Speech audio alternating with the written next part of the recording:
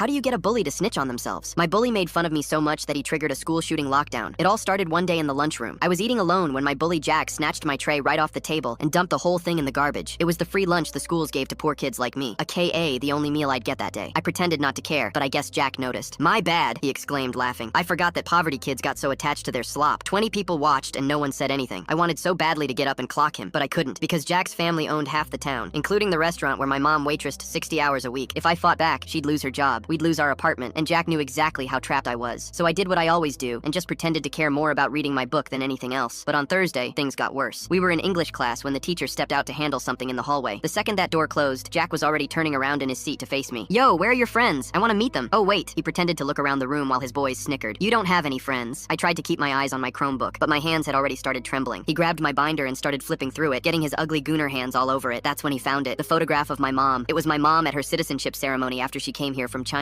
She was crying happy tears. Her whole family had sacrificed so much for this. Yo, he held it up for everyone. Is this your mom? She's so Asian. He started doing this exaggerated fake Chinese accent and making fun of my mom. I'm so happy to be American. I clean toilet real good now. The whole class went dead silent. Everyone thought he was going too far, but he kept going, making fun of my mom. I give good happy ending. I learned from my son. My face was going red. What's wrong? Jack grinned. Can't take a joke? Maybe that's why your dad drinks so much. I'd drink too if you were my son. Shut up, I interrupted. I couldn't take it anymore. Jack grinned ear to ear. Ooh, he speaks. Hey everyone, the yellow poverty boy found his voice. Just when I thought it couldn't get any worse, he pulled out his iPhone. He then went into his camera roll, and when I saw what he was trying to show us, I felt sick. It was security footage from his family's restaurant, the one my mom worked at. In the footage, my mom was wiping down tables past midnight, and some drunk guy was screaming at her about his bill. She just stood there nodding. Jack turned the volume all the way up, and my mom's desperate voice filled the classroom. Sorry, sir. Yes, sir. I fix it, sir. And for once, I didn't care. Not because I wasn't upset, I was. And not because I wasn't angry, I absolutely was. But because that's when I noticed something that would change everything. There was a red button under the English teacher's desk. I smiled and took a deep breath as a plan formulated in my head, one that would ruin his life in seconds. I asked, you know what, Jack? You're totally right. My voice came out steady, calm. You're way braver than me. He squinted. Well, duh. I smiled again. Like, you'd do literally anything. You're not scared of anything. What are you even saying right now? I leaned back in my chair, my plan working perfectly. There's a button under the teacher's desk, a little red one. Jack shrugged his shoulders like an idiot. So what? So press it. There was dead silence. Why would I? Because you won't. I shrugged. All that big talk? It's just your dad's money. Take that away and you're just some kid who's terrified of a tiny button. His neck went red. Jack slammed both hands on my desk. Don't say another word about my family. He stormed up to the front of the room towards the button. Everyone held their breath. His hand hovered over the button. This, he announced to the class, is what real courage looks like. Click. Nothing happened. Then, sirens. We-oh! We-oh! The intercom exploded. Lockdown protocol. This is not a drill. I repeat, not a drill. A SWAT team burst down our door. Jack was frozen at the desk. A few kids in the class pointed at Jack and said in unison, he pressed it! Jack was stuttering.